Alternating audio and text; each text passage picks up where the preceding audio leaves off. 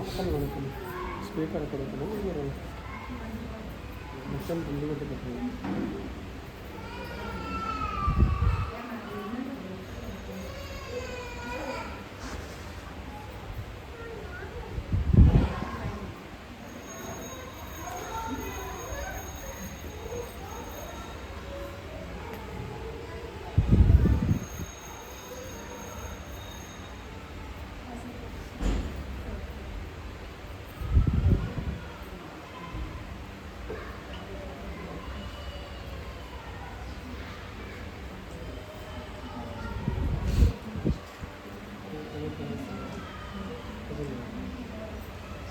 Friendship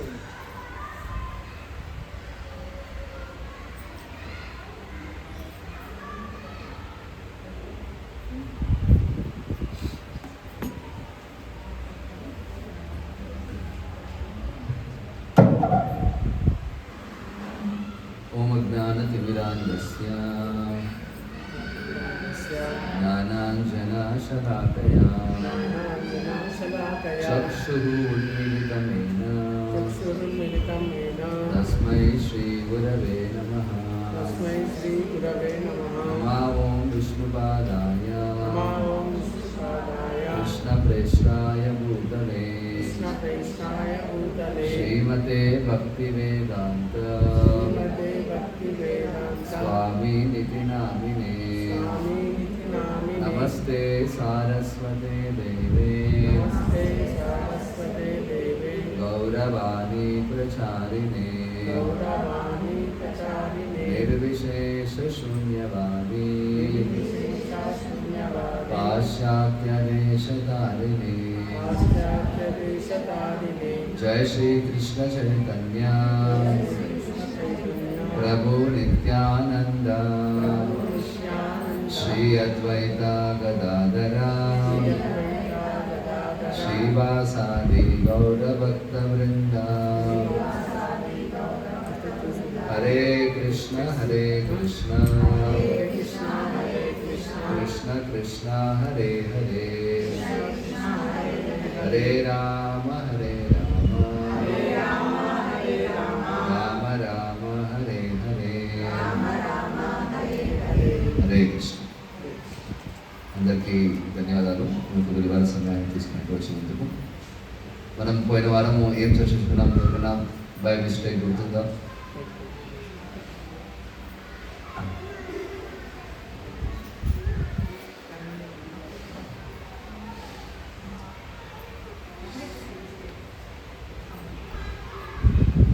yes Matajis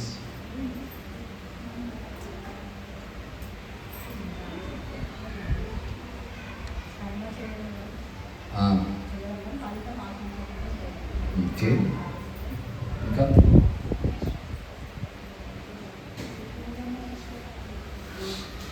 ఇంకా రోజు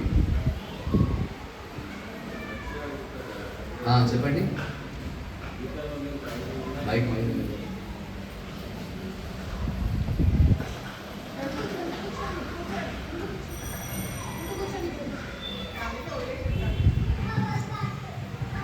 Gita channels అంతా మొత్తం విషయాల గురించి, ఒకటి ఆత్మ, ఒకటి పరమాత్మ, ఒకటి గీత మాకు ఏం చెప్తుంది, మరి ఏ విధంగా ఏం చేయాలి, ఇంకొకటి ఉంది. Okay, thank you. ఇంకా ఓకేనా? అక్కడ కూర్చోండి.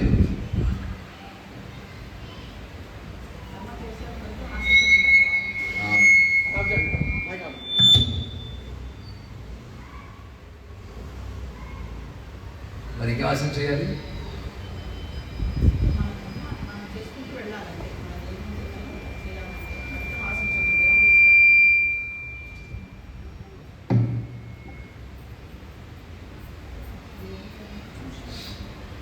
ఓకే. ఇంకా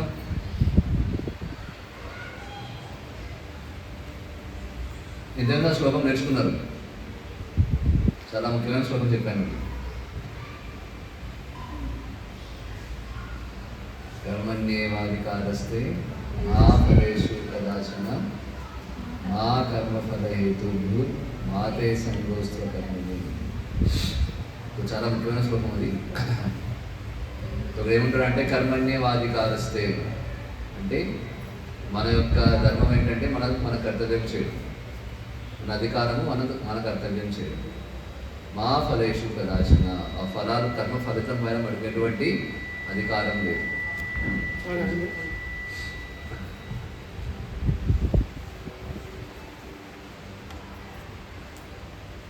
హరే కృష్ణ.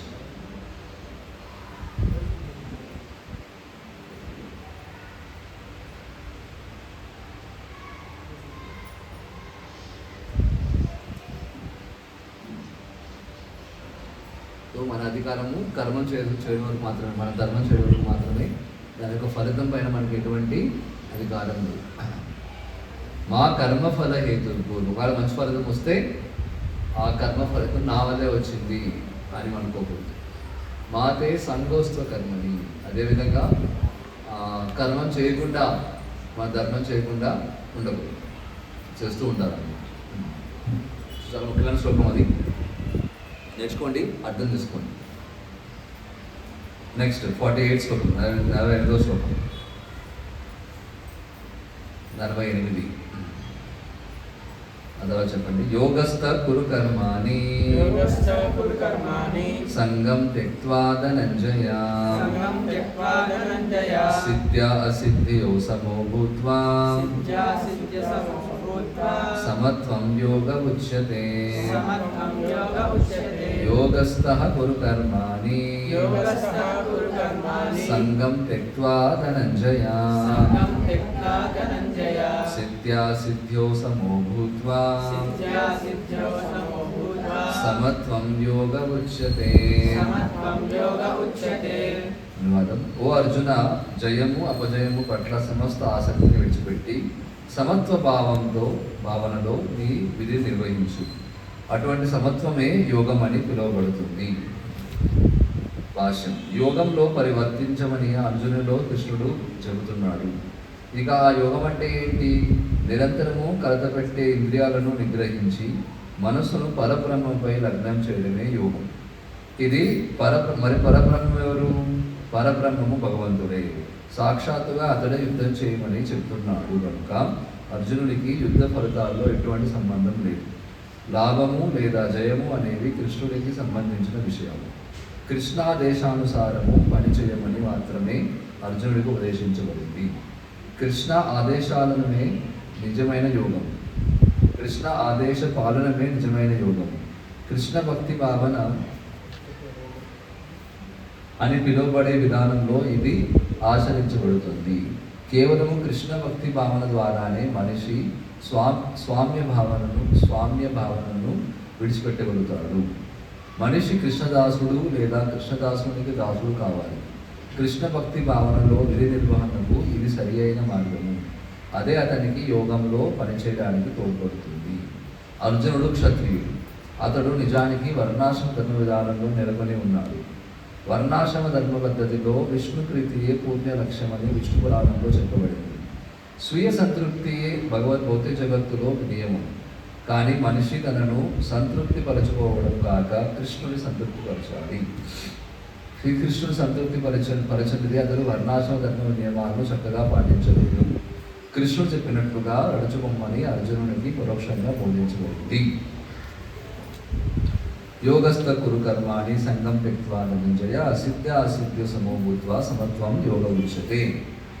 తో ఓ అర్జునుడా, జయము అపజయము అట్లా సమస్త ఆసక్తిని విడిచిపెట్టి సమత్వ భావంలో నీ విధిని నిర్వహించు. అటువంటి సమత్వమే యోగం అని పిలువబడుతుంది. సో ఇక్కడ భగవంతుడు యోగా అనే దానికి నిర్వచనం ఇస్తున్నారు. ఏం చెప్తున్నారు? యోగా అంటే ఇక్కడ ఏం చెప్తున్నారు? జయము అపజయము, కీర్తి అపకీర్తి ఇలాంటి ద్వివిధములకు ఎఫెక్ట్ కాకుండా మన ధర్మాన్ని మన కర్తవ్యం నిర్వహించడమే యోగా అంటారు. ఎస్, మనం కొద్ది రోజుల ముందే మనం ఏం జరుపుకున్నాము? కొద్ది రోజుల ముందు మనం జరుపుకున్నాము అంతర్జాతీయ యోగా దినం కదా, ఇంటర్నేషనల్ యోగా డే. ఎప్పుడైంది? పోయిన ఆదివారం అనుకుంటా, 21 జూన్. అప్పుడు యోగా అంటే మనకి ఏం గుర్తుకు వస్తుంది? ఆసనం అనే కదా, సూర్య నమస్కారాలు ఇలా ఇలా ప్రాణాయామము ఇది గుర్తుకు వస్తుంది. ఎస్, అదే యోగా అనుకుంటారు. అది కూడా యోగానే, కానీ అది బేసికల్లీ ఆ యోగం ఏంటంటే అష్టాంగ యోగం అనమాట. సో అష్టాంగ యోగం అంటే ఏంటి? అష్ట అంటే ఏంటి? 8. దాంట్లో 8 స్టెప్స్ ఉన్నాయన్నమాట. మొదటి స్టెప్ ఏంటి? దాంట్లో యమం అంటే ఏంటి? బేసికల్లీ ఇంద్రియాలు నిగ్రహించు. నియమం, కొన్ని చేయాల్సి ఉంది, కొన్ని చేయకూడదు అనమాట. యమ అంటే బేసికల్లీ ఏమేమి చేయాలి, నియమం అంటే ఏమేమి చేయకూడదు. నియమ, ఆసనం ఎలా కూర్చోవాలి అదనమాట. పద్మాసనము ఉంటుంది కదా, డిఫరెంట్ ఆసనం, వజ్రాసనం అనేసి, పద్మాసనం అనేసి, ముక్తాసనం అనేసి చాలా ఆసనాలు ఉంటాయి. సో అది వజ్రాసనం అనమాట. మన లక్షిత కూర్చున్నది పద్మాసనం. సో ఈ విధంగా ఆసనాలు ఉంటాయి. అది 3వ స్టెప్. నెక్స్ట్ ప్రత్యాహారం అంటే ఏంటి? మన ఇంద్రియాలని తీసుకోవడం అనమాట. వెనకాల ప్రత్యాహారం తీసుకోవడం అనమాట. నెక్స్ట్ ప్రాణాయామం తెలుసుకుంటాం. దెన్ ధ్యానం, దెన్ ధారణం, అండ్ ఫైనలీ సమాధి. సో దీన్ని మొత్తం 8 స్టెప్స్ కలిపి అష్టాంగ యోగం అంటారు. కానీ ఈ కాలంలో యోగా అంటే ఏం చెప్తారు? చేతులు కాదు ఇలా ఎగరేయండి, అలా ప్రాణాయామం చేయండి, అదే యోగా అనుకుంటారు. అది యోగానే, కానీ సంపూర్ణమైన యోగము కాదు. అందులో ఆ యోగాలో ఒక స్టెప్ మాత్రమే ఈ ఆసనాస్ అనమాట. మిగిలిన ఉన్నాయన్నమాట. ఫస్ట్ యమం ప్రాక్టీస్ చేయాలి. ఏమేమి చేయకూడదు, ఏమేమి చేయాలి అది స్వీకరించాలి, ఏమేమి చేయకూడదు అని విడిచిపెట్టాలి, ఇవన్నీ చేయాలన్నమాట. ఆ విధంగా చేస్తే ఫైనల్ స్టెప్ ఏంటి? సమాధి. సో ధ్యానం అంటాం. ధ్యానం అంటే ఎవరికైనా ధ్యానం చేయాలి కదా. మీ కాలంలో అడగండి, ధ్యానం అంటే ఎవరికైనా చేయాలంటే ఎవరైనా అనుకుంటారు? మీ ఇష్టం, మీ ఎవరికైనా చేసుకోవచ్చు అంటే. మీకు ఆల్రెడీ సినిమా హీరో పేరు చూసుకోండి, స్పోర్ట్స్ స్టార్ పేరు చూసుకోండి, లేదా ఒక పెద్ద గోడ పైన ఒక చిన్న డాట్ పెట్టి దానిపైన ఒక క్యాండిల్ వెలిగించి ఆ దీపమైన ధ్యానం చేయండి అంటారు. సో ఇవన్నీ ధ్యానం కాదన్నమాట. సో ధ్యానం అంటే ఎవరిపైన చేయాలి? పరమాత్ముడి పైన చేయాలి. ధ్యానావస్థితే గద్గత పశ్యంతి యోగినః. సో ధ్యానం అంటే మన హృదయంలో ఉన్న పరమాత్ముడు అంటే విష్ణుమూర్తి పైన ధ్యానం చేయాలి. అప్పుడే దాన్ని ధ్యానం, లేకపోతే అది ధ్యానం. ధ్యానం తర్వాత ధారణం, తర్వాత సమాధి. సో ధ్యానం అంటే బేసికలీ ఏంటంటే ఒక వస్తువు పైన లేక విష్ణువు పైన 12 సెకండ్లు ఎటువంటి ఆలోచన లేకుండా మన ధ్యాస అంతా 12 సెకండ్లకి 12 నిమిషాలకి మనం దానిపైన కేంద్రీకరిస్తే దాని ధ్యానం. నెక్స్ట్ ధారణ అంటే ఏంటి? 12 × 12 144 నిమిషాలు ఒకే దానిపై మనం ధ్యానించాలి, దాని ధారణ. సమాధి అంటే ఏంటి? 12 × 12 × 12 అన్ని నిమిషాలు విష్ణు పైన ధ్యానం చేస్తే దాన్ని సమాధి అంటారు. సో ధ్యానం సింపుల్ డెఫినేషన్ ఏమంటే విష్ణువు పైన, పరమాత్ముడి పైన ధ్యానించడం, దానే ధ్యానం. ఎవరిపైన ధ్యానం చేస్తే ధ్యానం కాదనమాట. సో విష్ణువు కానీ లేక విష్ణు అవతారాల పైన కానీ మనం ధ్యానించాలి. మనం ఒకసారి అడుగుతుంది పార్వతి శివుడిని, అన్నా కదా, ఏమడుతుంది? నేను ఎప్పుడు చూస్తుంటాను, మీరు ధ్యానం చేస్తూ ఉంటారు, చూసాను శివుడి యొక్క పోస్చర్, ఇలా కూర్చొని ధ్యానం చేస్తూ ఉంటారు, అన్నా కదా. పార్వతి అడుగుతుందన్నమాట శివుడిని, నేను అనుకుంటాను మీరే భగవంతుడు అనేసి, కానీ మీరు ఎవరిపైన ధ్యానం చేస్తున్నారు? అప్పుడు శివుడు ఏమంటాడు? శ్రీరామ రామ రామేతి రమే రామే మనోరమే సహస్రనామ తత్తుల్యం రామనామ వరాననే. ఓ పార్వతి, నేను భగవంతుని కాను, నాకు భగవంతుడు ఉన్నాడు, ఆయన పైన ధ్యానం చేస్తుంటాను. అవునా, ఎవరండి మీ భగవంతుడు అంటే అప్పుడు ఏమంటాడు శివుడు? రాముడు నా ఆరాధ్య దైవం, అందుకే నేను చేస్తుంటాను రామ రామ రామ ఇతి రమే రామే మనోరమే. నేను ఎప్పుడు రాముడి పైన ధ్యానం చేస్తుంటాను, రామనామాన్ని జపం చేస్తుంటాను. సో ధ్యానం అంటే అదే అన్నమాట. ధ్యానం అంటే చేతు కాళ్ళు ఎగరేసి సూర్య నమస్కారం చేయడం, అది మాత్రం కాదు, అది ఇంపార్టెంట్ కానీ కాదు. మీరు వెళ్ళారనుకోండి ఎటువంటి యోగా మీటింగ్స్ కానీ, వాళ్ళు ఏమంటారు? యోగా యొక్క ముఖ్యమైన ఉద్దేశం ఏమంటారు? బాడీ బాగా మంచిగా ఉండడం, శరీరం మంచిగా ఉండడం, అన్నా కదా. శరీరాన్ని మంచిగా ఉండడం కోసం. శరీరం దేనికోసం మంచిగా పెట్టుకోవాలి? దేనికోసం? మంచిగా ఎంజాయ్ చేయడం ఇంత తృప్తి కోసం బేసిక్గా అంతే ఇంకేంటి. ఎస్ తో అది కాదు యోగా అంటే. కొంతమంది ఏమంటారంటే యోగా దేనికంటే మన యొక్క ఆర్థిక పరిస్థితిని ఇంప్రూవ్ చేసుకోవడం కోసం అంట, ఫైనాన్షియల్ కండిషన్ ఇంప్రూవ్ చేసుకోవడం కోసం. ఇవన్నీ యోగా కాదనమాట. సో యోగా అనే పదము సంస్కృత పదము వస్తుందన్నమాట యుజ్ అనే ఒక ధాతువు నుంచి. యుజ్ అనే ధాతువు నుంచి యోగా అనే శబ్దం వస్తుంది సంస్కృతంలో. సో యుజ్ అంటే ఏంటంటే సంబంధం ఏర్పరచుకో. యుజ్ అంటే సంబంధం ఏర్పరచుకో, టు కనెక్షన్ ఏర్పరచుకో. ఎవరితో? వైఫైతో కాదు, లేక పెళ్లి సంబంధం కాదు. ఇక్కడ యోగా కనెక్షన్ దేంతో? భగవంతుడు, విష్ణువుతో, పరమాత్మతో, కృష్ణుడితో. దాన్ని యోగా. సో ఎంతవరకు అయితే కనెక్షన్ ఏర్పడదో, మనం ఎంత చేతులు కాళ్ళు ఊపినా, మన సూర్య నమస్కారం చేసినా, ఆసనాలు చేసినా, అది నిజమైన అసలైన యోగా కాదు. ఇది అసలు యోగా కాదు. సో యోగా అంటే భగవంతునితో సంబంధం ఏర్పరచు.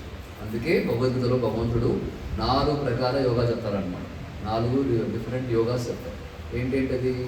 ఒకటి కర్మయోగం, రెండోది జ్ఞానయోగం, మూడోది అష్టాంగ యోగం, 4వది భక్తి యోగం. 4 యోగాల గురించి భగవంతుడు చెప్తాడు. అంటే ఏంటి? ఈ 4 మార్గాల ద్వారా మన భగవంతునితో సంబంధం ఏర్పరచు. కర్మ ద్వారా, మనం చేసే పనుల ద్వారా, జ్ఞానం ద్వారా, మూడోది యోగం అష్టాంగ యోగం ద్వారా, ధ్యానం ద్వారా, అది 4వది భక్తి. ఈ 4 యోగాల ద్వారా భగవంతునితో సంబంధం ఏర్పరచు.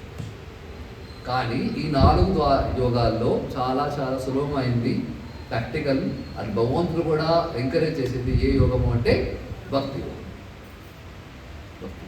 అదో భగవంతుడు చెప్పాడు గీతలో, కర్మ యోగా జ్ఞానం గురించి చెప్పినా కూడా, కానీ భగవంతుడు స్వయంగా ప్రోత్సహించేది ఏ యోగం అంటే భక్తి యోగం. అది మర్చిపోయింది. సో ఇప్పుడు లేటెస్ట్ ట్రెండ్ ఏంటంటే, కలియుగంలో ట్రెండ్ ఏంటంటే భక్తి యోగం. ట్రెండ్ మారుతూ ఉంటుంది కదా, ఫ్యాషన్ మారుతూ ఉంటుంది కదా. సో అదేవిధంగా యోగా కూడా మారుతూ ఉంటుంది అనమాట. కలియుగంలో ఫేమస్ ట్రెండ్ ఏంటంటే భక్తి. చాలా సులభమైంది ఏంటంటే భక్తి. సో యోగా అంటే బేసికల్ ఏంటి? భగవంతునితో సంబంధం ఏర్పరచు. ఎప్పుడైతే ఏ విధంగా అయితే నీటి బిందువు, వర్షపు నీటి పైనుంచి పైన వచ్చేటప్పుడు శుద్ధంగా ఉంటుంది, ప్యూర్గా ఉంటుంది అన్నా కదా. కానీ ఎప్పుడైతే ఆ నీటి బిందువు, వర్షపు బిందువు మన భూమి పైన పడుతుంది, ఏమైపోతుంది? అది కలుస్తుంది, బురద అయిపోతుంది, ఉన్నా కదా. సో అదేవిధంగా జీవి కూడా, ఈ జీవాత్మ కూడా భగవంతుడు ఉన్నప్పుడు శుద్ధంగా ఉంటారు అన్నమాట. కానీ ఎప్పుడైతే ఈ భౌతిక ప్రపంచంలో వస్తాడో, త్రిగుణం యొక్క సంబంధంలో వస్తాడో, కలుస్తుంది. మీరు ఉంటారు త్రిగుణాలు అనేసి, సత్వగుణము, రజోగుణము, తమోగుణం. సో ఈ 3 గుణాల యొక్క సంపర్కంలో వస్తే ఏమవుతుంది? ఆ జీవాత్ముడు కూడా కలుషితం, బికమ్స్ కంటామినేట్. ఎస్, ఆ కలుషితం యొక్క సిమ్టమ్స్ ఏంటి? మనలో ఉన్న 6 అనర్థం: కామ, క్రోధ, లోభ, మోహ, మద, మాత్సర్యాలు. నాకు ఎప్పుడైనా ఫీవర్ వచ్చింది అనుకోండి, కొన్ని సిమ్టమ్స్ ఉంటాయి లేదా? జ్వరం వస్తే కొన్ని సిమ్టమ్స్ ఉంటాయి కదా. ఏ సిమ్టమ్స్ ఉంటాయి జ్వరం వస్తే? టెంపరేచర్ ఎక్కువ అవుతుంది, ఇంకా డాక్టర్లు పోతున్నారు, వేరే పేషెంట్ ఫోన్ చేసినట్టు. ఇంకేం వస్తుంది? బాడీ పెయిన్స్ వస్తుంది, హెడేక్ వస్తుంది, బాడీ వీక్నెస్గా ఉంటుంది. ఇవన్నీ దేనికి సిమ్టమ్స్? జ్వరం వచ్చింది అన్నా కదా. అదేవిధంగా మన యొక్క బద్ధ జీవితానికి సిమ్టమ్స్ ఉంటాయన్నమాట. 6 సిమ్టమ్స్, 6 లక్షణాలు. ఏంటంటది?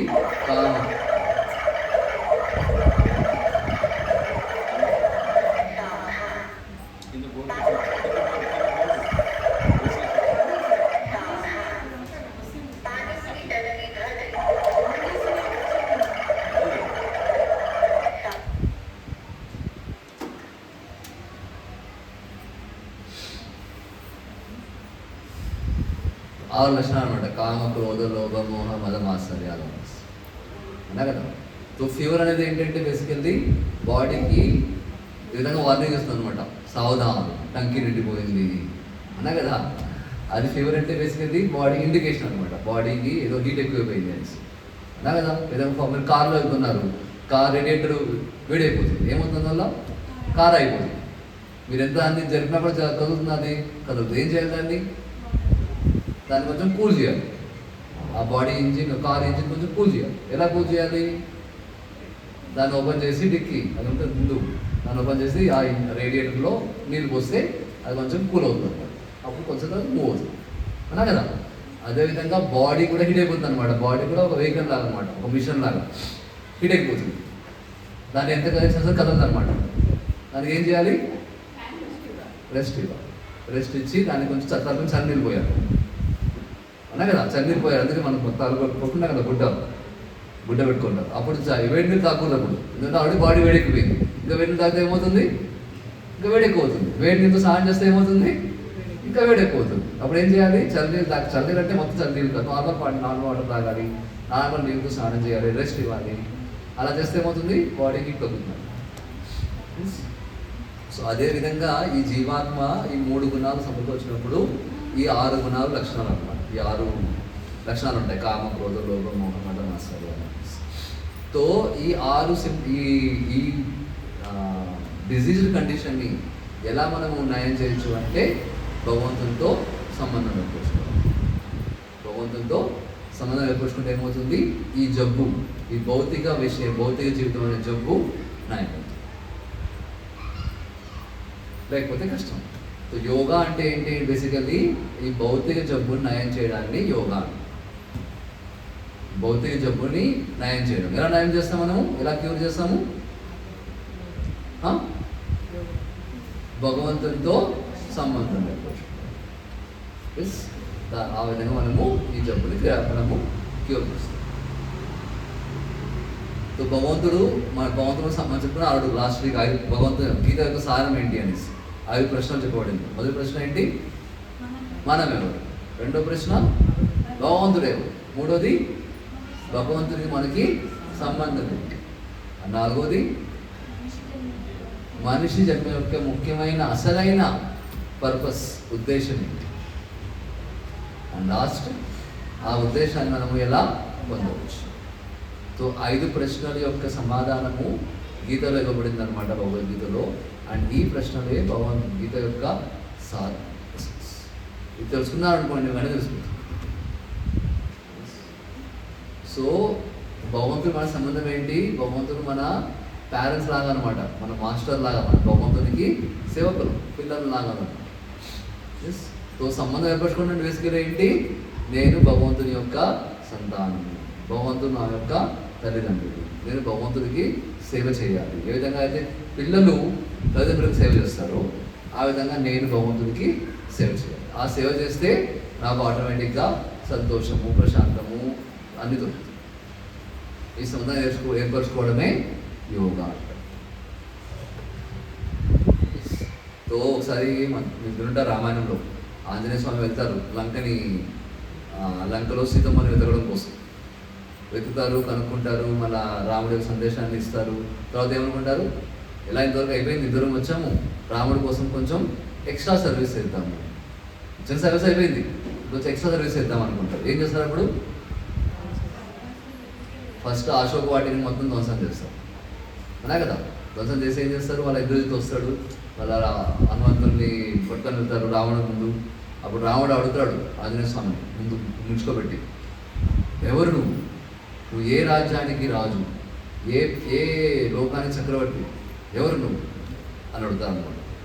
అప్పుడు ఆంజనేయ స్వామి అంటారు, ఓ రావణ, నేను ఏ పెద్ద రాజ్యానికి రాజును కాను, లోకానికి చక్రవర్తిని కాను. నేను ఎవరు అంటే శ్రీరామచంద్రునికి దాసు, నేను రామదాసు, రాముడి దూతగా, రాముడికి దాసుగా వచ్చాను.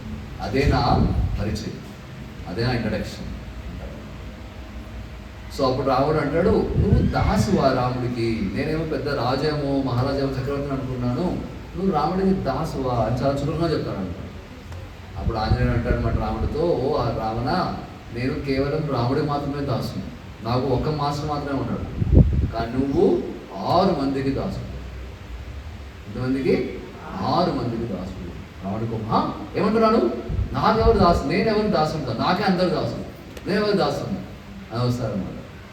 అప్పుడు అనేసి అంటారు, నేను కేవలం రామదాసుని, కానీ నువ్వు 6 మందికి దాసు. ఎవరు 6? కామ, క్రోధ, లోభ, మోహ, మద, మాత్సర్యాలు అనే 6 మందికి నువ్వు దాసుకున్నావు. వాళ్ళ చేతిలో నువ్వు కీలు పంపవు. నేను రామదాసుని, కానీ నువ్వు కామదాసు.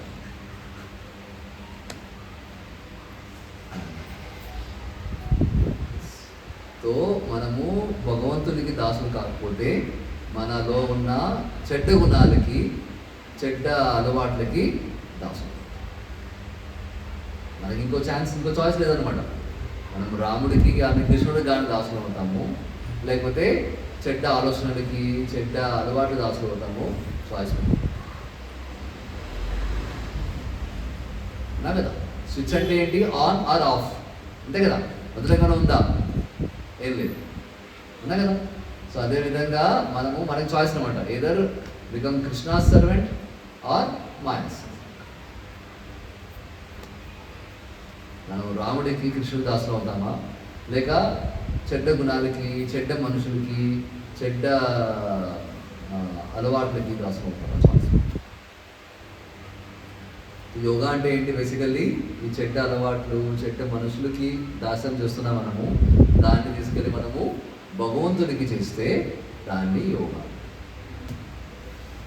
అదే యోగా.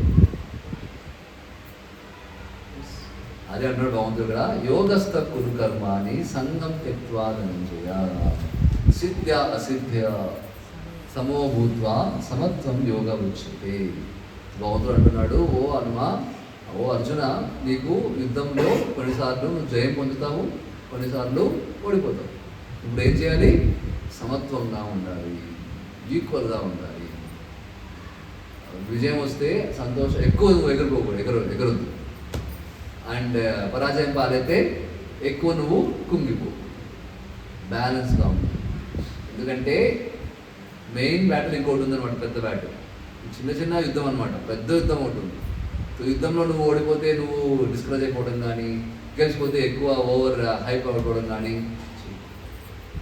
ఈక్వాలిటీ ఈక్వల్గా దీన్ని యోగా అంటారు. సో మన జీవితంలో కూడా వస్తుంటుంది, కష్టాలు వస్తుంటాయి, సుఖాలు వస్తుంటాయి. కొన్నిసార్లు గెలుస్తాము, కొన్నిసార్లు ఓడిపోతాం. కొన్నిసార్లు మనం ప్రాఫిట్ వస్తుంది, కొన్నిసార్లు లాస్ వస్తుంది, నష్టం వస్తుంది. మనం వాటికి ఎక్కువ ఎఫెక్ట్ అవ్వకుండా ముందుకు వెళ్తూ ఉంటాం. కొన్నిసార్లు ఆరోగ్యం బాగుంటుంది, కొన్నిసార్లు ఆరోగ్యం చెడిపోతుంది. దేనికి మనము బ్యాలెన్స్డ్గా ఉండాలి. సో ఆ బ్యాలెన్స్డ్గా ఉండడాన్ని మనము యోగా. కష్టం వస్తుంది, సుఖం వస్తుంది.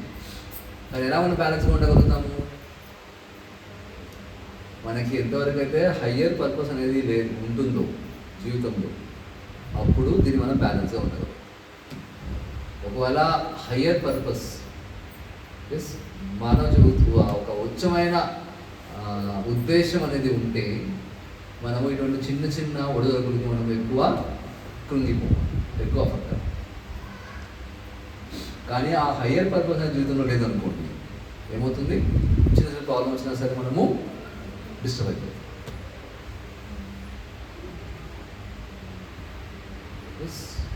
ఒక హయ్యర్ గోల్, హయ్యర్ ఉద్దేశం అనేది మనకి జీవితంలో ఉండాలి.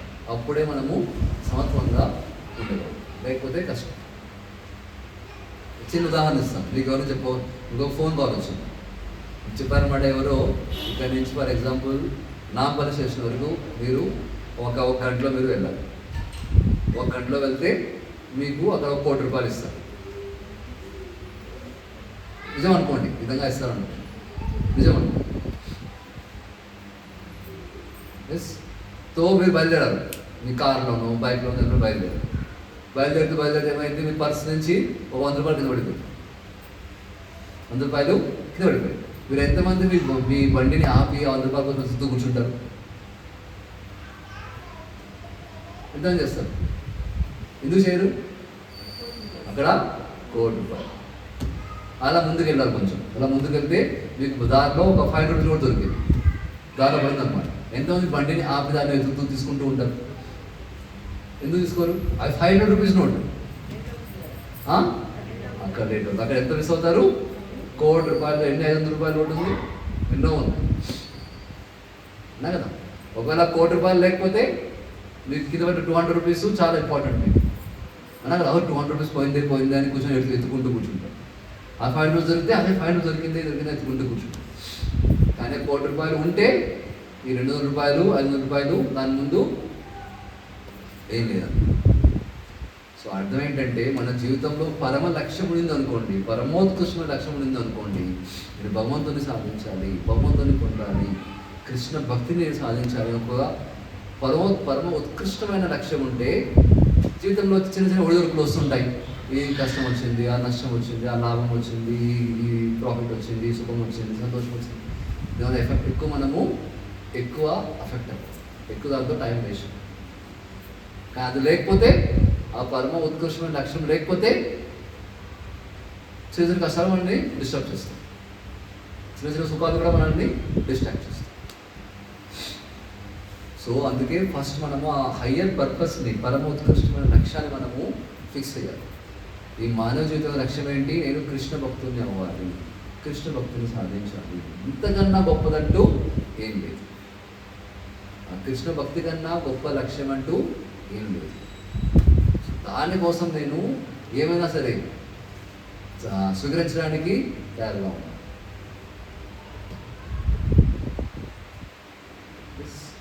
అప్పుడే మనము ఈ చిన్న చిన్న కష్ట నష్టాలు సుఖాలు దాన్ని మనము అధిగమించగలుగుతాం.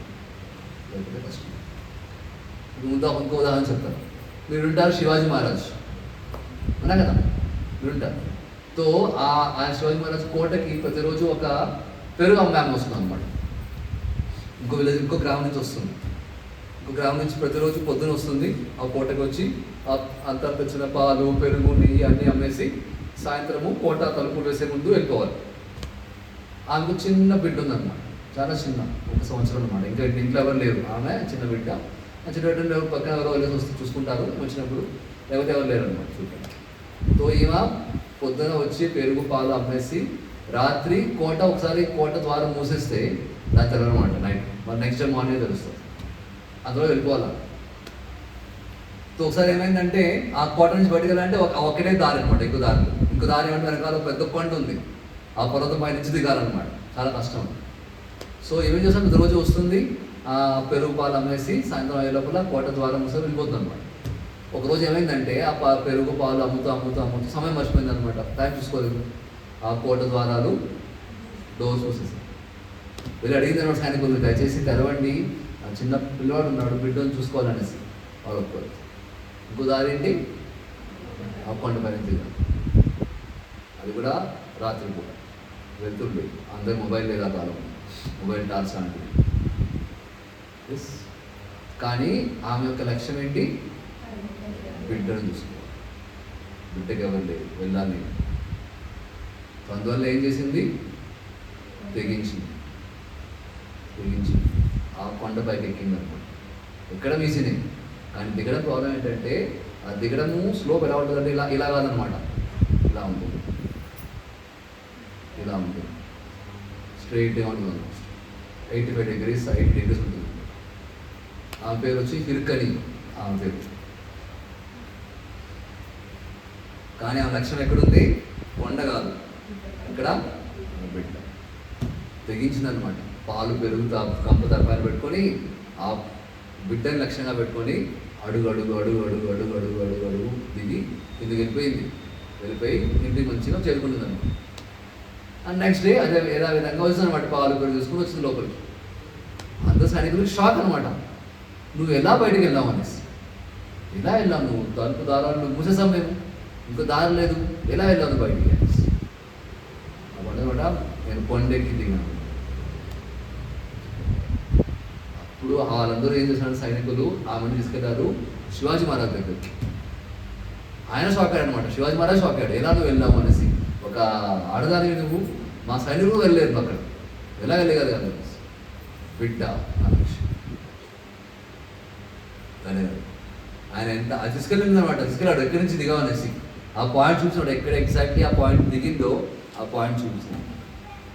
సో శివాజీ మరి ఎంత చాలా సంతోషపడ్డాడంటే ఆ పాయింట్ కంపేర్ పెట్టాడనమాట, హిర్కనీ బుర్జ్ అని. హిర్కనీ బుర్జ్ ఏ పాయింట్ నుంచి అయితే ఆమె దిగిందో. ఇప్పుడు చూసా వెళ్ళినప్పుడు మహారాష్ట్రకి అక్కడ బస్సులు ఉంటాయి, బస్సులు మన ఆర్టీసీ బస్సు లాగా బస్సులు ఉంటాయి. ఆ బస్సు పైన చూసారనుకోండి అంపైర్ రాసుకుంటారు హిర్కనీ అనేసి. హిర్కనీ అనేసి అంపైర్ రాసుకుంటూ రాసుకున్నారు. ఎప్పుడైతే ఎవరైతే చెబుతారో ఆమె చెబుతారు. ఆమె ఎలా చేయగలిగింది? లక్ష్యం, హయ్యర్ లక్ష్యం, పరమ లక్ష్యం, బిడ్డను చూసుకో. అందుకోసము ఎంతకైనా తెగించాలి. సో భౌతిక జీవితంలో కూడా మనం సాధించాలనుకోండి, ఏదో చేయాలి, తెగించాలి. తెగించకపోతే కాదనమాట. అన్నా కదా, మీరు చూస్తుంటారు అమ్మాయిలు ప్రేమించుకుంటారు అన్నా కదా. అమ్మాయిలు అబ్బాయిల కోసం ఏం చేస్తారు? తన ఇంట్లో అందరినీ త్యాగం చేసి పారిపోతారు. అది ఎందుకనేసి పరమ లక్ష్యం ఏంటిది? ఆ పరమ లక్ష్యం ఏంటి? అబ్బాయి ప్రేమ, అబ్బాయితో ప్రేమ, అబ్బాయితో పెళ్ళి. ఇంట్లో వాళ్ళు ఒప్పుకోకపోయినా సరే, ఇంట్లో వాళ్ళు ఎటువంటి సపోర్ట్ ఇవ్వకపోయినా సరే పారిపోతున్నారు. పరమ లక్ష్యం ఏంటి? అబ్బాయిని పెళ్లి చేసుకోవాలి. తెగిస్తుంది, రిస్క్ తీసుకుంటాను అన్నా కదా. తెగిస్తుంది అమ్మాయి. ఆ అబ్బాయి చూసుకుంటాడో చూసుకోడో వదిలేసి వెళ్ళిపోతాడో ఏం తెలీదు, కానీ తెగిస్తుంది. ఎస్. సో ఆలోచించండి, భౌతికమైన కారణాల కోసం వీళ్ళందరూ రిస్క్ తీసుకుంటున్నారు. భౌతికమైన కారణాల కోసము వీళ్ళు రిస్క్ తెగిస్తున్నారు. మనం ఎందుకు భగవంతుడి కోసం రిస్క్ తీసుకోకూడదు? మనం ఎందుకు భగవంతుడి కోసము తెగించకూడదు?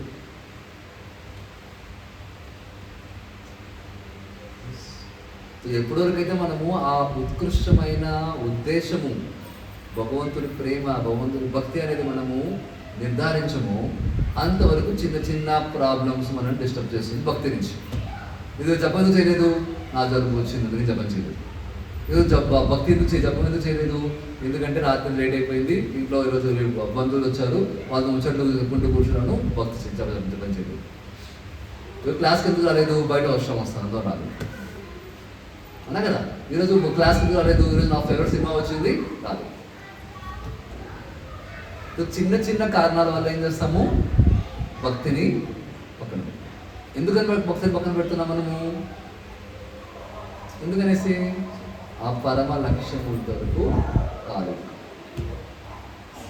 భక్తే పరమ లక్ష్యము కాలేదు కాబట్టి మనము చిన్న చిన్న ప్రాబ్లం వచ్చినా సరే, చిన్న చిన్న సక్సెస్ వచ్చినా సరే మనం పక్కన పెడతాం. భక్తి మనం చూసుకుందాం. భక్తి ఎప్పుడు చేయాలి? ఎప్పుడు చేయాలి? వయసు అయిన తర్వాత, రిటైర్ అయిన తర్వాత అన్నా కదా, ఇప్పుడు చేసుకుంటాం. ఇప్పుడు చూడండి, ఎవరున్నారు క్లాస్లో? మ్యాక్సిమం ఎంతమంది? అందరూ 50 అబోవ్ అన్నా కదా. ఒక్కరన్నా 15, 20, 25, 30 బిలో ఉన్నారా? వీళ్ళు ముగ్గురు, ఆయన నలుగురు. అది ఫస్ట్ టైం చూస్తున్నాను వీళ్ళు ముగ్గురు. నేను ఇంతకుముందు ఎప్పుడు రాలేదు. ఆయన పాప ఇంకో దారి లేదు, ప్యారెంట్స్ చేస్తున్నారు కాబట్టి కూర్చోవాలి. సో ఎందుకు రాదు వాళ్ళు? ఈ ఏజ్ కాదు అనుకుంటారు. భక్తి ఈ ఏజ్ కాదు. ఇప్పుడు ఏం ఏజ్? ఎంజాయ్మెంట్ ఏజ్ ఉన్నా కదా. Wifi, social media, Instagram, WhatsApp, posts, reels, status అది చూసుకుంటా కూర్చో. అందువల్ల వస్తారు అప్పుడప్పుడు బై మిస్టేక్ వచ్చేస్తారనమాట. ఎవరో పిలుచుకొస్తే బలవంతంగా. తర్వాత నెక్స్ట్ వీక్ వస్తారా అంటే ఇంట్రెస్ట్ లేదు. చూద్దాం ముగ్గురు ఎంత వస్తారు చూద్దాం నెక్స్ట్ వీక్.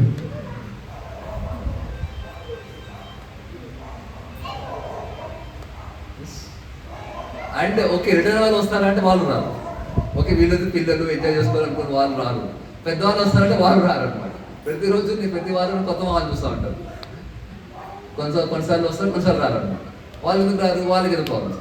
వాళ్ళు అనుకుంటారు భక్తి ఇప్పుడు చేయాల్సిన అవసరం కాదు, ఇప్పుడు చేయాలి, మరణించినప్పుడు చేసుకోవాలి, డెత్ వస్తుంది అప్పుడు చేసుకోవాలి. అంతవరకు మనం ఎంజాయ్ చేసుకోవాలి. ఎందుకంటే ఇన్ని సంవత్సరాలు కష్టపడ్డాం కదా మనం. ఇప్పుడు పిల్లల్ని పెంచాము, వాళ్ళని చదివించాము, వాళ్ళని పెళ్లి చేస్తాము, వాళ్ళ పిల్లలు వచ్చారు, వాళ్ళని పెళ్లి చేస్తాము, వాళ్ళని ఇప్పుడు ఎంజాయ్ చేయాలి. జీవితం అంతా ఎంజాయ్ చేయలేదు, ఇప్పుడు ఎంజాయ్ చేయకపోవచ్చు. కాలు పైన కాలు గుర్తు వేసుకొని, సోఫా పైన కూర్చొని, చిన్న రిమోట్ పెట్టుకొని టీవీ చూడాలి. అది ఇప్పుడు ఏదో చూడలేదు నేను, అన్నా కదా ఇంతవరకు పరిగెత్తాను నన్ను, జాబ్ జాబ్ జాబ్, పెళ్ళి పెళ్ళి పెళ్ళి, పిల్లలు పిల్లలు పిల్లలు, వాళ్ళు చదువు చదువు చదువు, వాళ్ళు పెళ్ళి పెళ్ళి పెళ్ళి, వాళ్ళు పెళ్ళి అయిపోయింది, వాళ్ళు పిల్లలు వచ్చారు, నేను ప్రశాంతంగా కూర్చుంటాను, కాలు పైన కాలు వేసుకొని కూర్చుంటాను. ఇప్పుడు నేను చూస్తాను, ఏం చూస్తాను, టీవీ సీరియల్ చూసుకుంటాను భక్తిగా. వాళ్ళు రారన్నమాట. ఒకవేళ వాళ్ళు అప్పుడు వచ్చేస్తే మర్చిపోయి ఓకే వస్తారు, కొన్నిసార్లు చూసుకుంటారు, మళ్ళీ వాళ్ళు సీరియస్ అవ్వరు, భక్తులు సీరియస్ అవ్వరు అనమాట. అనుకుంటారు ఓకే భక్తిగా చేసుకుందాం, అర్జెంట్ ఏముంది. సో ఈ విధంగా భక్తి మనం పోస్ట్పోన్ చేస్తూ ఉంటాం, ఎందుకంటే భక్తి మన ఉత్కృష్టమైన లక్ష్యాన్ని మనము లక్ష్యంగా పెట్టుకోలేదు కాబట్టి. అది చేస్తూ చేస్తే ఏమొస్తుంది, మన నుంచి మరణం వచ్చేస్తుంది. It's matter of time. ఒకడు ఉన్నాడు అనమాట, అమృతం అనేసి ఒక మనిషి ఉన్నాడు. ఆయన కోరిక ఏంటంటే ఎప్పుడు నేను మరణించకూడదు అనేసి. ఆయన కోరికను తీర్చడం కోసం ఏం చేస్తారంటే యమరాజు కోసం తపస్సేస్తాడు. ఎవరి కోసము? యమరాజు కోసం. యమరాజుకి షాక్ అనమాట, నా కోసం తపస్సేస్తున్నావు అనేసి ప్రత్యక్షం అవుతాడు అనమాట. యమరాజు ఏంటా నువ్వు నా కోసం, నీకు జీవితంలో హిస్టరీలో ఎవరు తపస్సు నా కోసం, నువ్వు మొట్టమొదటి మనిషి నాకు తపస్సేస్తున్నావు, ఏం కావాలి నీకు అంటాడు. నాకు మరణం కాకూడదు అంటాడు. అబ్బా అదే పాత సార్, ఆ రాముడు అడిగాడు, హిరణ్యకశిపుడు అడిగాడు, అదే కథ, నా వల్ల కాదు అంటాడు. ఓకే అట్లీస్ట్ నేను మరణం స్వీకరిస్తాను, కానీ మరణించే ముందు, నువ్వు వచ్చే ముందు నాకు ఒక మెసేజ్ పెట్టు, నాకు కొంచెం ఇండికేషన్ ఇవి వస్తున్నాను అనేసి, నేను కొంచెం అట్లీస్ట్ ప్రిపేర్ అవుతాను అంటాడు. ఏం చేయగలుగుతాను నేను ఇండికేషన్ ఇస్తాను, నీకు కొంచెం మెసేజ్ పెడతాను అంటాడు. ఓకే వెళ్ళిపోతాడు యమరాజు. మళ్ళీ వీడు స్టార్ట్ చేస్తాడు తన ఎంజాయ్మెంట్, ఇది సినిమా చూడటము, షికార్లు వెళ్ళడము, యూరప్, అట్లాంటా, అమెరికా, ఇక్కడ అక్కడ తిరగడము, ఎంజాయ్ చేసుకుంటూ ఉంటాడు. అది చేస్తూ చేస్తూ వయసు అయిపోతుంది, తల మెరిసిపోతుంది, పళ్ళు ఊడిపోతుంది, కళ్ళు కనపడము మానేస్తుంది, చెవులు వినపడదు, చెవులు కాలు పడిపోతాయి. ఈ విధంగా చేస్తూ చేస్తూ ఏమవుతుంది, ఒకరోజు ఎముడు వస్తారు ముందు, ప్రత్యక్షం అవుతాడు. అమృతం, నీ మృతం వచ్చింది, ఇప్పుడు బయలుదేరు. అప్పుడు వస్తాడు, అమరాజు గారు మీ ధర్మరాజు, మీ ధర్మాన్ని పాటించారు, మీరు ఎలా వదిలిపోగలుగుతారు, మీరు నాకు మాట ఇచ్చారు, ఏం మాట, నీకు ముందు మెసేజ్ పెడతాను అనేసి. మెసేజ్ రాలేదు నాకు, డైరెక్ట్గా వస్తుంది, ఏంటిది అన్యాయం అంట. అప్పుడు ఎవరంటాడు, మూర్ఖుడా, నేను ఒకటే కాదు 2 కాదు నీకు 5 మెసేజ్లు పెట్టాను. ఎన్ని పెట్టాను?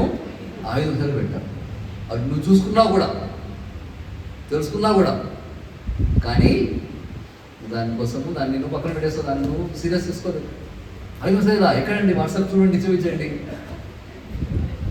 ఉందన్నమాట. దాంట్లో యమరాజు పేరు ఉంది. దాంట్లో ఫస్ట్ మెసేజ్ ఏంటంటే తల మెరిసిపోయింది, తల వెంట్రుకలతో ఏమైంది, తెల్లగా అయిపోయింది.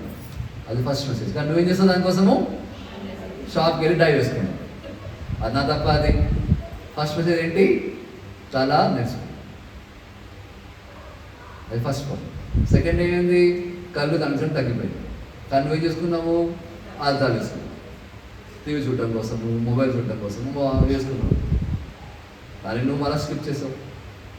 నేను చూసాను, నువ్వు చూసింది, నాకు బ్లూటూత్ వచ్చింది మొబైల్లో, కానీ ఎక్కడ. మూడోది ఏంటి, పళ్ళు ఊడిపోయింది, పళ్ళు ఊడిపోయింది. 3వ మెసేజ్ పంపించాను. నువ్వు విన్నా మెసేజ్ చూసావు, కానీ ఏం చేసావు, డెంటిస్ట్కి వెళ్ళావు, పళ్ళు వేసుకున్నావు. 4వది ఏంటి, చెవులు వినబడ్డం ఆగిపోయింది, కానీ నువ్వు విన్నావా, చూసావా, ఏం చేసుకున్నావు, వెళ్ళి మిషన్ పెట్టించుకున్నావు. 5వది ఏంటి, చేతితో కాలు పడిపోయింది, పక్షవాతం వచ్చింది. ఈ విధంగా 1 కాదు 2 కాదు నీకు 5 మెసేజ్లు పెట్టాను, చూడలేదు, టైం అయిపోయించలో ప్యాక్. సో ప్రతి ఒక్కరికి యముడు ఈ 5 మెసేజ్లు పంపిస్తాడు, అలా కదా. ఇంకా రాలేదు అంటే జస్ట్ వెయిట్ చేయండి, వస్తుంది, it's on the way.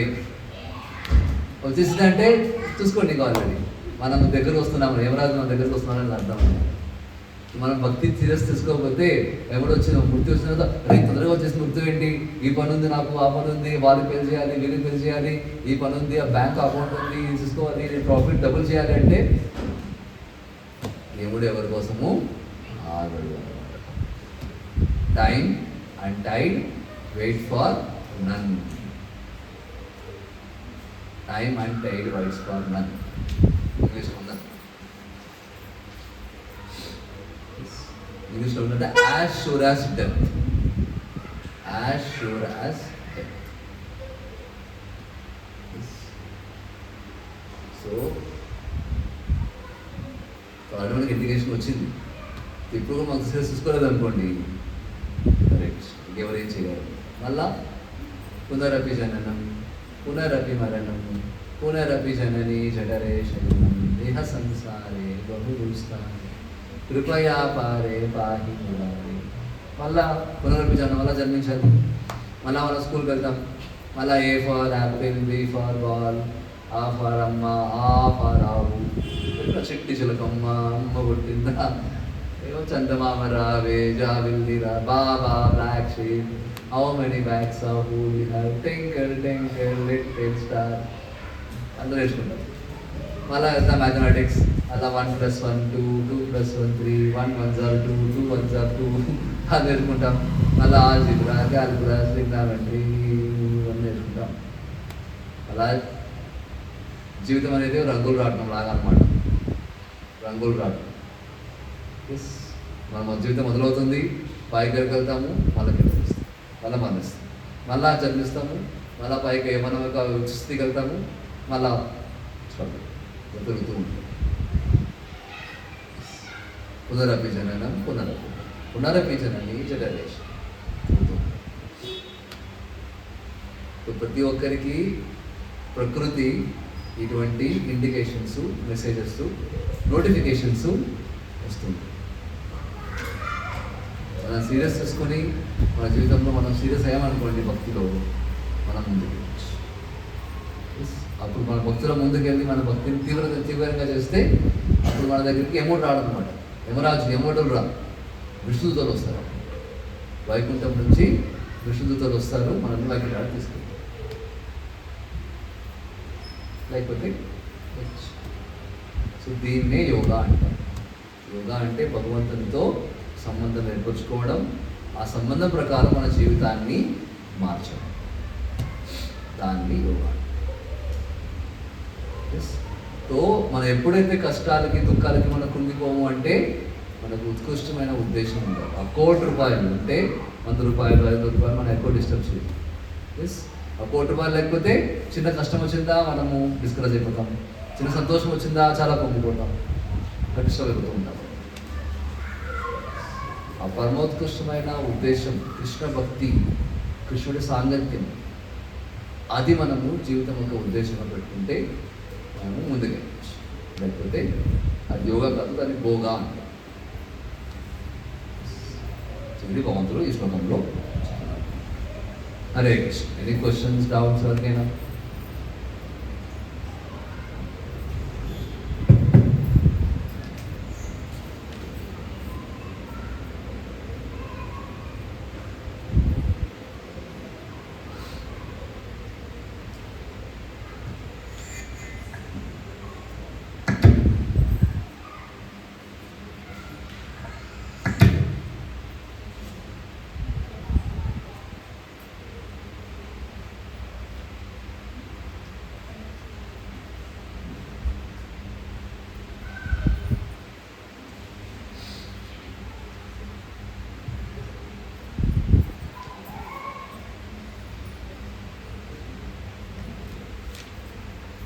So చూడండి, నెక్స్ట్ శ్లోకం కూడా దీంతో కనెక్షన్ ఉందన్నమాట. 49వ శ్లోకం కూడా అదా చెప్పండి. దూరేణ హి అవరం కర్మ బుద్ధి యోగా ధనంజయ బుద్ధౌ శరణమన్విచ్చ కృపణా ఫలహేతవః. దూరేణ హి అవరం కర్మ బుద్ధి యోగా ధనంజయ బుద్ధౌ శరణమన్విచ్చ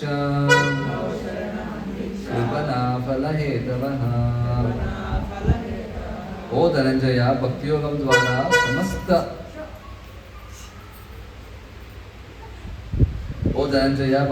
ద్వారా సమస్త దుష్ట కార్యాలను దూరం చేసి ఆ భావనలో భగవంతుని శరణుజొచ్చుము. తమ కర్మఫలాలను భోగింపబోరేవారు లోబులు. కృపణా ఫలహేతవః. భక్తియోగం ద్వారా మనము సమస్త దుష్ట కార్యాలను దూరంగా ఉంచాలి. ఎస్ మన అదే భక్తి తెలుసుకుంటే మనకు తెలుస్తుంది అనమాట శుభకార్యాలు ఏంటి, దుష్ట కార్యాలు ఏంటి. ఫస్ట్ స్టెప్ ఏంటి తెలుసుకోవడం, నాలెడ్జ్ అనమాట. ఏది మంచిది, ఏది చెడ్డది, ఏది పాపము, ఏది పుణ్యము.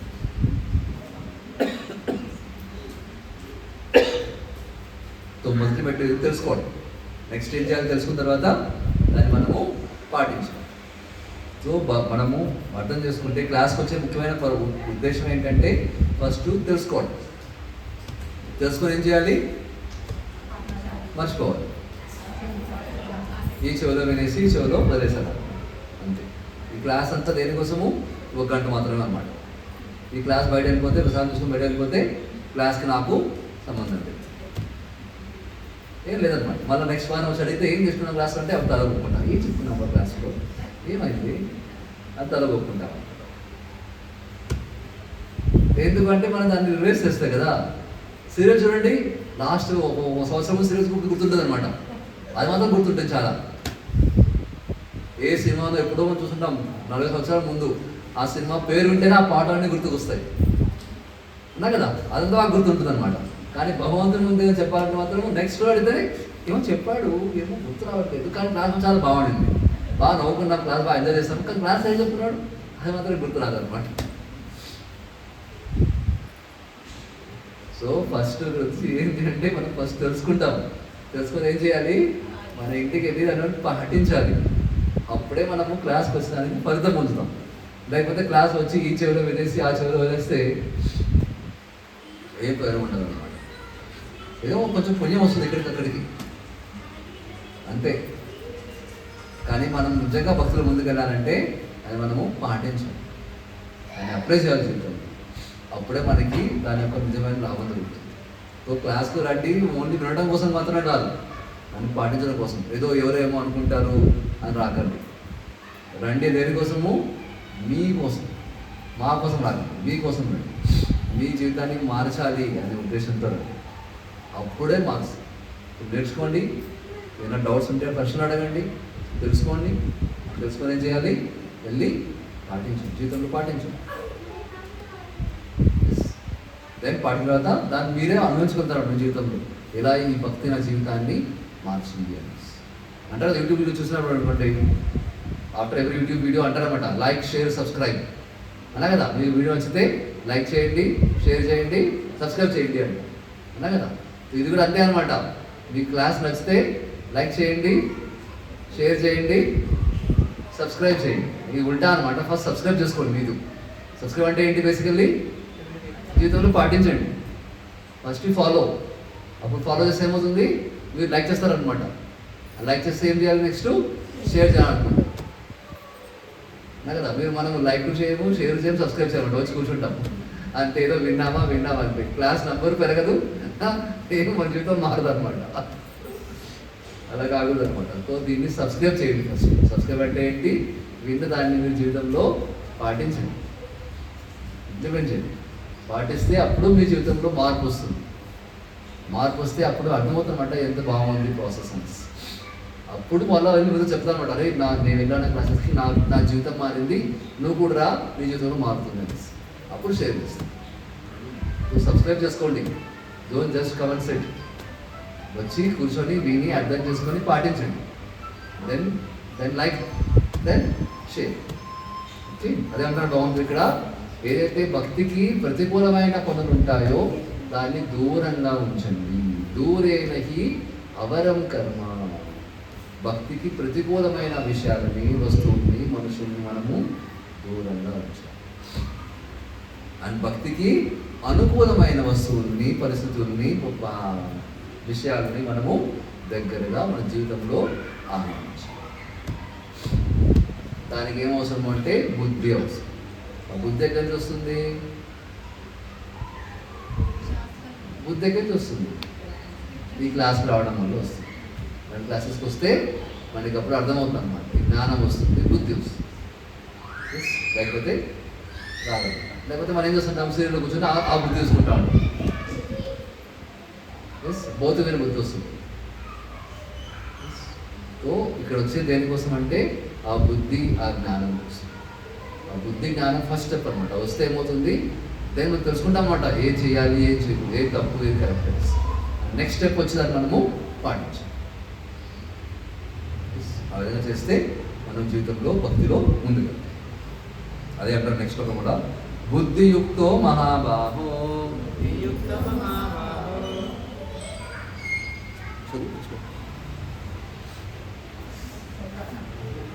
నాకు ఇండికేషన్ వస్తుంది కదా చెప్పండి.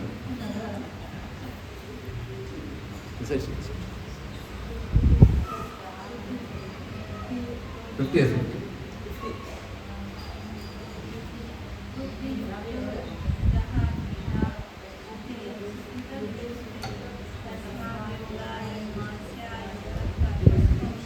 అనువాదం చదవండి.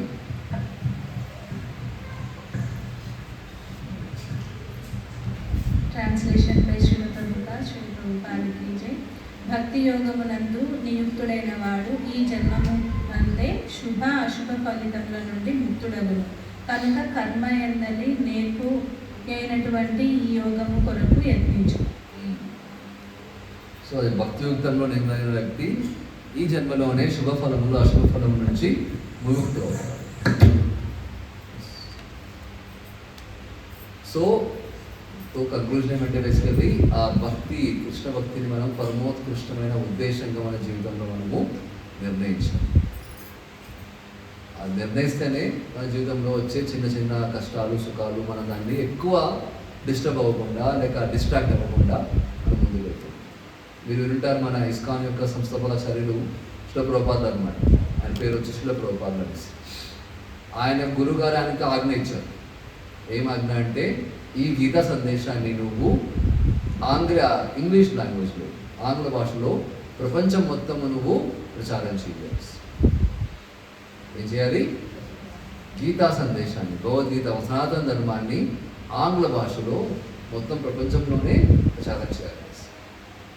ఆయన అప్పుడు పెళ్ళి ఎందుకు వస్తారు అనమాట. ఆయనకి కొన్ని కర్తవ్యాలు ఉన్నాయి, భార్య పిల్లలు ఉన్నారు. అది నెరవేర్చడానికి, అంత చేయడానికి ఆయనకి 70 సంవత్సరాలు. 70 సంవత్సరాల్లో ఆయన ఈ ఆజ్ఞని పాటించాలి అనేసి అనుకుంటున్నాడు. ఏం ఆజ్ఞ? ప్రచారం చేయడం. ఆల్రెడీ భక్తులు అన్నమాట. ఆయన జీవితం పాటిస్తున్నాడు అన్ని. ఆయన భక్తి చేస్తుంటాడు, జపం చేస్తుంటాడు, గీత బాగా చదువుతూ ఉంటాడు, క్లాస్కి వెళ్తుంటాడు, అది చేస్తున్నాడు అనమాట. ఆయన ప్రచారం చేయడం కోసం ఆయనకి ఆయన సంవత్సరాలు పెట్టింది అనమాట. 70 సంవత్సరాల వయసులో ఆయన అడుగు వేశారనమాట, ఈ ప్రచారం చేయాలి. ఎక్కడ? హైదరాబాద్లో కాదనమాట, వనస్థలిపురంలో, హైదరాబాద్లో కాదు. ఎక్కడ? ప్రపంచం మొత్తం. ప్రపంచం ఆయన ప్రపంచంలో తెలుసా అంటే ఎవరు తెలుసా అని ఒంటరిగా ఆలోచించండి. 70 ఏళ్ళ వయసులో ఒకే మనిషి, ఎటువంటి సపోర్ట్ లేకుండా ఆయన వెళ్ళారనమాట అమెరికాకి. దేంట్లో వెళ్ళారు? షిప్లో వెళ్ళారు, ఫ్లైట్లో కాదు, షిప్. అది కూడా ఏం షిప్? కార్గో షిప్ అన్నమాట. కార్గో షిప్ అంటే ఏంటి? మాల్ గాడి అంటారు. మాల్ గాడి, దాంట్లో వెళ్ళారన్నమాట ఒంటరిగా. దేంట్లో? షిప్లో, సముద్రం పైన. ఎన్ని రోజులు పడుతుంది? 40 days పడుతుంది అన్నమాట. 40 రోజులు పడుతుంది షిప్లో అమెరికా వెళ్ళాలంటే మన భారతదేశం నుంచి. దాంట్లో ఏమైంది? దానికి 2 సార్లు గుండెపోటు వచ్చింది, హార్ట్ అటాక్. 2 సార్లు హార్ట్ అటాక్. మొత్తం దారంతా జ్వరం, దగ్గు, ఏం జరుగుతుంది, వీక్నెస్, ఏం జరుగుతుంది. 2 సార్లు హార్ట్ అటాక్ వచ్చింది. కానీ ఆయన ముందేసిన అడుగులు అనుకోండి, ఇలా మా గురుగారి ఆజ్ఞ చెయ్యాలని ముందుకు వెళ్ళారు. అమెరికాకి వెళ్ళారు. అక్కడ ఏదైనా తెలిసిన వాళ్ళు ఉన్నారా అంటే అక్కడ ఎవరు లేరు. అక్కడ ఎవరు వెయిట్ చేయడం. ఓకే, స్వామీజీ వస్తున్నారు భారతదేశం నుంచి, ఆయనకి దాన్ని వేసి కార్లు తీసుకోవడము ఏం చేయడం. ఆయన ఒంటరిగా వెళ్ళారు. ఎక్కడ ఒక రూమ్ తీసుకొని అక్కడ చాలా స్టార్ట్ చేస్తారు. బుక్స్ రాయడం, భగవద్గీత, భాగవతం రాయడం, అనువదించడం స్టార్ట్ చేస్తారు. అది కొన్ని రోజుల వరకు ఏమైంది? ఆయన టైప్ రైటింగ్ మిషన్ను దొంగిలించడం. Typewriting machine దొంగిలించేస్తారు. ఎటువంటి సపోర్ట్ లేదు, మనిషి సపోర్ట్, మ్యాన్ పవర్ లేదు, మనీ పవర్ లేదు, రిసోర్సెస్ లేదు, ఏం లేదు అన్నమాట. కానీ ఒక్కటే ఉంది ఆయన దగ్గర. ఏముంది? వాళ్ళ గురుగారు ఇచ్చిన ఆజ్ఞ. ఆ గురు ఆజ్ఞ పైన విశ్వాసం, నమ్మకం, ఆ ఉద్దేశం ఉందండి. ఆ విధంగా ఫస్ట్ 2 years చాలా కష్టపడ్డారన్నమాట. ఎటువంటి సపోర్ట్ లేకుండా చాలా కష్టపడ్డారు. అలా కష్టపడుతూ 1966వ సంవత్సరము ఆయన ఈ ఇస్కాన్ సంస్థ, ఇస్కాన్ పూర్తి పేరేంటి? ఇంటర్నేషనల్ సొసైటీ ఫర్ కృష్ణ, అంతర్జాతీయ కృష్ణ చైతన్య సంఘం. అప్పుడు అంతర్జాతీయం పేరే కానీ ఆయన దగ్గర పట్టు అంటే ఒక 10 బ్రాంచ్లు కూడా లేవన్నమాట. 2-4 బ్రాంచ్లు కూడా లేవు. ఆయన పేరు పెట్టింది ఏంటి? అంతర్జాతీయ కృష్ణ చైతన్య సంస్థ. సో అన్నారనమాట ఫాలోవర్స్, ఏం పెడుతున్నారు స్వామి పేరు మీరు? ఇంటర్నేషనల్ ఏంటి? ఫస్ట్ నేషనల్ కూడా కాలేదు అంటారు. అన్నీ అవుతుంది, సమయం మాత్రం సపరేట్ చేస్తుంది, వెయిట్ చేయండి. అక్కడ ఫస్ట్ న్యూయార్క్లో స్థాపించారు, మరి న్యూయార్క్ నుంచి శాన్ ఫ్రాన్సిస్కో, అక్కడి నుంచి మాంట్రియల్, మళ్ళీ అక్కడి నుంచి ఫిలడెల్ఫియా, మళ్ళీ వచ్చి అక్కడి నుంచి లండన్ పంపించారు, లండన్ నుంచి ఆస్ట్రేలియా, ఆస్ట్రేలియా నుంచి అమెరికా, మళ్ళీ ఆఫ్రికా.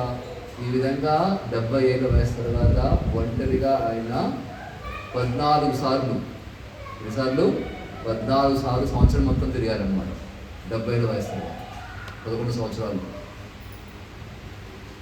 అండ్ 70 ఏళ్ళ వయసు తర్వాత ఆయన ప్రపంచం మొత్తంలో 108 మందిరాన్ని స్థాపించారు. 1 కాదు 2 కాదు, ఎన్ని? 108 మందిరాన్ని స్థాపించారు.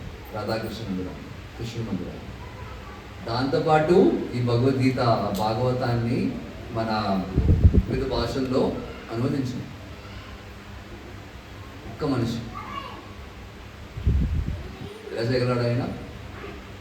గురువు ఆజ్ఞ పైన ఉద్దేశం ఉంది, ఆ ఉద్దేశం ఉంది, ఆ పరమోత్కర్షణ ఉద్దేశం ఉంది కాబట్టి, దానిపైన ఫోకస్ ఉంది కాబట్టి ఈ వచ్చిన కష్టాలన్నింటినీ ఆయన తట్టుకోగలిగారు. ఆలోచన మా ఇంట్లో అయినా 70 వేల మనిషి ఉంటే ఆయన ఏం చేయగలుగుతారు చెప్పండి? ఏం చేయగలుగుతారు? ఆయన పని చేసుకోలేడు. ఆయన అన్నా కదా, ఆయన సపోర్ట్ కావాలి. కానీ ఈయన 70 ఏళ్ళ వయసు అమెరికాకి వెళ్తారు. ఇప్పుడు జనాలు వెళ్తారు అమెరికాకి, దేనికోసం వెళ్తారు? డబ్బుల కోసం, సంపాదించడం కోసం వెళ్తారు అమెరికా. కానీ వెళ్ళిన దేనికోసం? అమెరికా కోసం. అమెరికాకి సంపాదించడం కోసం కాదు, భక్తి ప్రచారం చేయడం కోసం. ఎందుకు భక్తి ప్రచారం చేయాలి? ఎందుకంటే భక్తి చేస్తే మాత్రమే ప్రపంచంలో, జీవితంలో సంతోషం వస్తుంది. ఇంకే చేసినా సంతోషం రావచ్చు. అంటే ఏంటి? పరోపకారం కోసం ఆయన వెళ్ళారు, అక్కడికి స్థాపించారు ఇస్కాన్ సంస్థ. మళ్ళీ భారతదేశానికి వచ్చారు.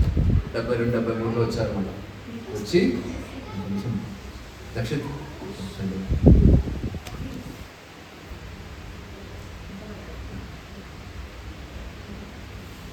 మళ్ళీ భారతదేశానికి వచ్చి మళ్ళీ ఎక్కడ మందిరాన్ని స్థాపించారన్నమాట. కోల్కతాకు వచ్చారు, మళ్ళీ అక్కడి నుంచి మాయాపూర్లో స్థాపించారు, బృందావనంలో స్థాపించారు, మళ్ళీ మన హైదరాబాద్కి వచ్చారు. హైదరాబాద్లో వచ్చి 1972లో ఫస్ట్ టైం వచ్చారనమాట. ఆయన 72లో వచ్చి మన అక్కడ ప్రోగ్రామ్ జరిగితే మన పుల్లారెడ్డి గారు చాలా ఫేమస్ ఆయన ప్రభుపాదుల యొక్క భక్తి, ఆయన యొక్క దృఢత్వాన్ని చూసి మన అబిడ్స్లో ఆయన పెద్ద ల్యాండ్ ఇచ్చారనమాట. నాంపల్లి దగ్గర ల్యాండ్ ఇచ్చారు, మీరు ఇక్కడ మందిరం పెట్టుకోండి. ఆయన 4 సంవత్సరాలు వచ్చి 1976లో మన రాధా మదన్ మోహన్ మందిరం అబిడ్స్లో స్థాపించబడింది. ఆ స్థాపించి ఈ సంవత్సరం ఎన్ని సంవత్సరం అవుతుంది? 50 years అవుతుంది, 50 సంవత్సరం అవుతుంది. 1976 to 2026 50 years పూర్తి చేసుకున్నమాట సంవత్సరం. This year we are celebrating golden jubilee. So ఒక్క మనిషి భక్తిని సీరియస్ తీసుకున్నారు, తన జీవితంలో పాటించారు, గురు ఆజ్ఞ ప్రకారము మిగతా వాళ్ళకి సహాయం చేయాలనేసి కోరుకున్నారు. ఆయన వల్ల ఇప్పుడు ఇస్కాన్ సంస్థ మొత్తం ప్రపంచం మొత్తంలో 700 టెంపుల్స్ ఉన్నాయి. అంటే కాదు 2 కాదు, ఎన్ని ఉన్నాయి? 700 మందిరాలు. మీరు ఏ దేశానికైనా వెళ్ళండి, ఏ రాష్ట్రానికైనా వెళ్ళండి, ఏ నగరానికైనా వెళ్ళండి, ఇస్కాన్ టెంపుల్ తప్పకుండా.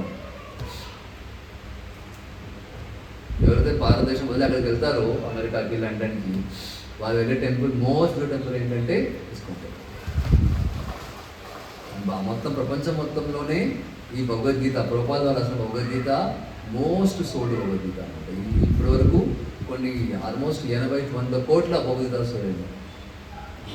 ఒక్క మనిషి 70 ఏళ్ళ వయసు. సో ఆయన చేసినప్పుడు మనం ఎందుకు చేయలేదు?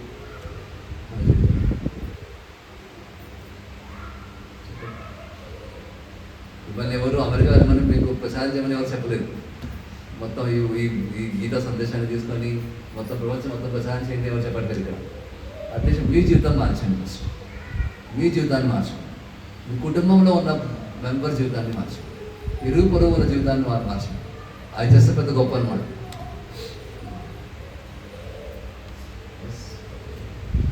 అది మీ చేతిలో, ఆయన చేతిలో ఉంది. ఆయన సీరియస్ తీసుకున్నారు, ఆయన జీవితాన్ని మార్చుకున్నారు, మొత్తం ప్రపంచం జీవితాన్ని మార్చేస్తారు. ఇప్పుడు అమెరికాకి వెళ్ళండి, లండన్ వెళ్ళండి, ఆఫ్రికా వెళ్ళండి, అక్కడ మన సనాతనం పాటించాలన్నారు. ఆయన ఒక్కరు సీరియస్ తీసుకున్నారు. మనం కూడా ఆయన్ని పాటిస్తూ మనం సీరియస్ తీసుకుంటే మన జీవితం మారుతుంది, మన కుటుంబ సభ్యుల జీవితం మారుతుంది, మన అపార్ట్మెంట్ జీవితాలు మారుతాయి. అట్లీస్ట్ మొత్తం హయత్ నగర్ మొత్తం కాకపోయినా అట్లీస్ట్ మన అపార్ట్మెంట్ జీవితం మారుతుంది. అది ఎవరి చేతిలో ఉంది? మీ చేతిలో. మీరు డిసైడ్.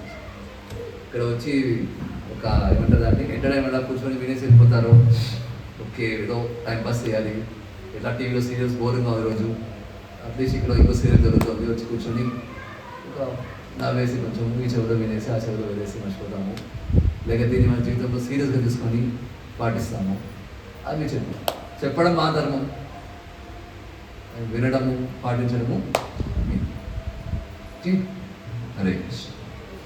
శ్రీమద్ భగవద్గీతకి, శ్రీల ప్రభుపాదులకి, సమస్త భక్తులకి తాయి భక్తులు.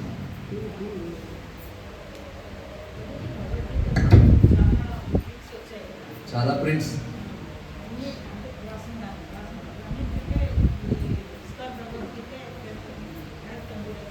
Yes, famous, correct and best. ఎలా తెలుసు మన బెస్ట్ అనేసి? ఎలా తెలుసు కరెక్ట్ అనేసి? ఎందుకంటే దీన్ని చదివి జీవితాలు మారాయి. భక్తులు అయ్యారు, కృష్ణ భక్తులు అయ్యారు. ఏ గీత చదివి భక్తులు అని చెప్పాను నాకు? ఏ భగవద్గీత చదివి మనుషులు కృష్ణ భక్తులు అయ్యారు. ఇంకా చూడండి, చెన్నో ఉన్నాయి, చాలా ఎడిటర్స్ ఉన్నాయన్నమాట. ఎవరు భక్తులు కాదు. టీవీలో వచ్చింది.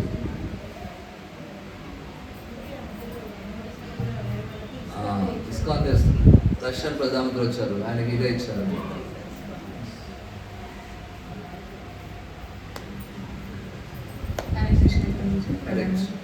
మాతాజీ రీసెంట్గానే అంటే ప్రసాదం పెట్టడం కృష్ణుడికి అది కూడా అలవాటు చేసుకున్నారు ప్రభుజీ. 16 months చాటింగ్ చేస్తారు మాతాజీ.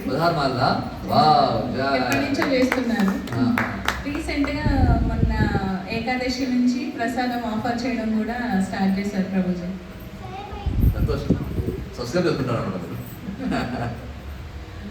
అండ్ ఈ ఇద్దరు మాతాజీస్ మీ నుంచి జపమాలలు తీసుకోవాలని అనుకుంటున్నారు. సుకన్య మాతాజీ, గీత మాతాజీ అంటే ఆల్రెడీ చేస్తున్నారు, మాల తీసుకోవాలని అనుకుంటున్నారు.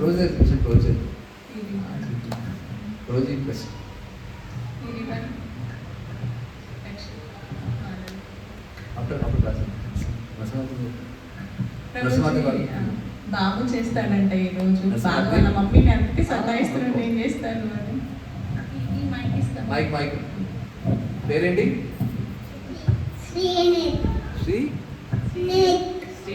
శ్రీనిత్.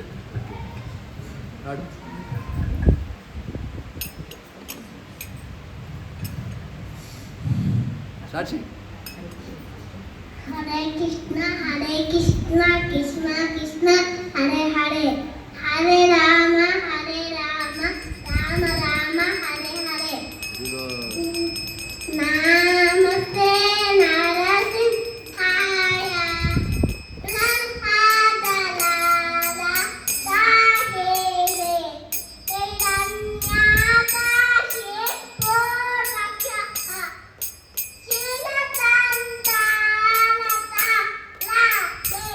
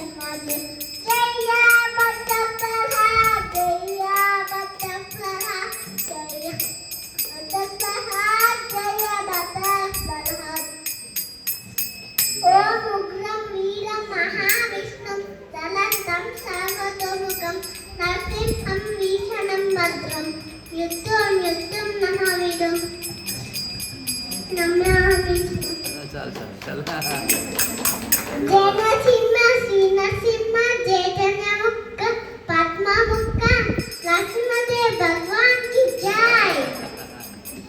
హరే కృష్ణ కృష్ణ కృష్ణ హరే హరే హరే రామ రామ రామ హరే హరే హరే బోల్. 2 weeks నుంచి వస్తున్నాడు కదా ప్రభుజీ, నేను చెయ్యట్లేదని ఇవాళ రావడం మమ్మీని అదే సతాయిస్తున్నాడు, నేను చేస్తాను ఇవాళ అని. అందుకే మేము అడగాల్సి వచ్చింది. Okay.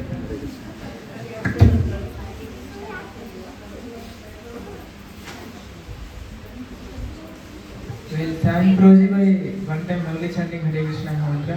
Hare Krishna, Krishna Krishna, Hare Hare, Hare Rama, Rama